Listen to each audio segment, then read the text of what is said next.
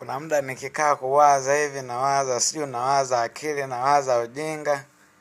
Yaani kijana wa kiume, ukiamua kwamba hapa sasa ndo niwe serious, nionekane kwa wazazi wa binti kwa ajili nioane naye huyu binti, nifunge naye harusi, nikae naye sasa, kwamba ndo tuishi naye.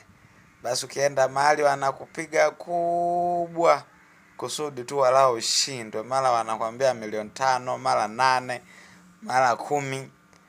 Alafu hapo hapo kuna vijana wengine mitaani wanamchezea tu binti wa watu alafu bure tu, na wao wazazi sio kusema hawaelewi, wanaelewa sana kwamba huyo binti ni anachezewa kuliko ilivyo maelezo mtaani.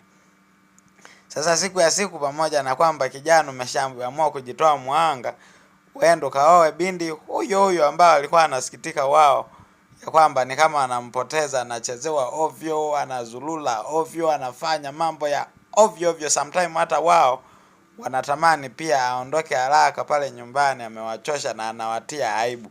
Hapo hapo wewe sasa utakaye kwenda kujitokeza umchukue yule binti, basi sasa wanakunyuka hela hiyo ambayo kwa kweli ni kama kwamba wanakukomoa kwamba usimbebe yule binti, walitaka wabaki naye. Sasa jamani, unaanza kuwaza hivi ni lipi bora, aendelee tu kuchezewa mtaani na hao vijana wakorofi wahuni wa mtaani, au aolewe akatulia, alete heshima pia hata kwenye familia kwamba huyo kijana sasa ndiye ameshaolewa na mtu fulani anayefahamika, kuliko anayechezewa tu ovyo na watu vijana wa ovyo ovyo mitaani.